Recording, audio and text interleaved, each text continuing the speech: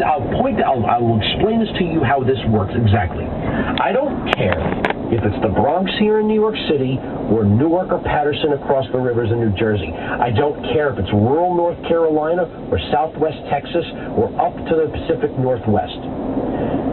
When a political class promises to march a recipient class into battle against a provider class, the recipient class will always lose. For example, there was a time when New York and New Jersey were the epicenter, the global epicenter of textile manufacturing. Brooklyn, the Bronx, Newark, Patterson, Jersey City, epicenters, Hoboken, of textile manufacturing. Everything was made here. There was a time when the United States made the radios for the world, made the automobiles for the world, made the appliances for the world, all over the country. Some industries centralized, some decentralized. What happened? You've got labor who outnumber management, and then you've got the political class. If the political class goes to the labor class and say, we will get you more money, you empower us, and we will come down on your employers. We'll get the bad rich people. We'll get the factory owners. We'll get the factory managers, and we'll do it in the name of labor and human rights. Remember Nancy Pelosi? We're going to give Americans a pay raise. Now, who are the recipients and who are the providers? Well, the factory owners, factory managers, the factory investors are the providers of jobs. The laborers are the recipients of jobs.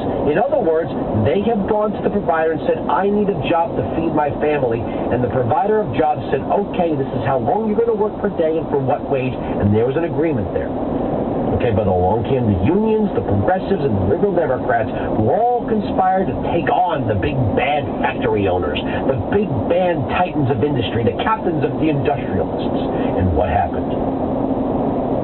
When the recipient class joins in the war against the provider class, and the provider class is pushed off the cliff, the recipient class loses.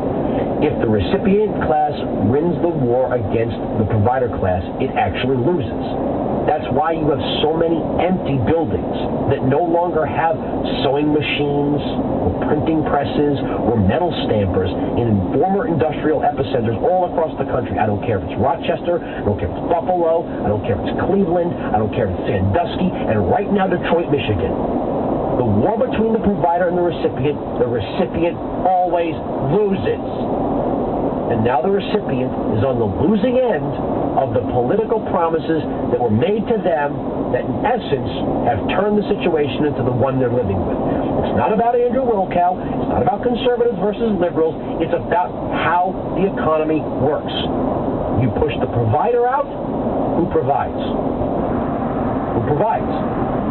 All the tariffs in the world will not make the recipient's life any better.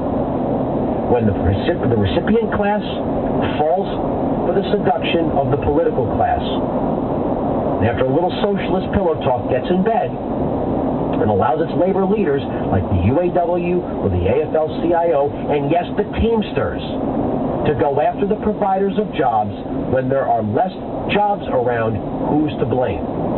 Well, you won your war. You pushed out the providers. You sent the jobs to China, the Philippines, to Central America, to even East African countries in many cases. So you lost. And now you're dealing with the consequences. All the tax increases and all the health care spending isn't going to mean anything when the government has no money to redistribute. They can run the printing presses all day, all night. It'll be valueless paper. Because when a dollar only buys you 10 cents, it's not a dollar anymore. 1-866-95-PATRIOT, 1-866-95-PATRIOT. That's what you get when you elect your first Pacific president. This is the Wilkow majority. Capitalism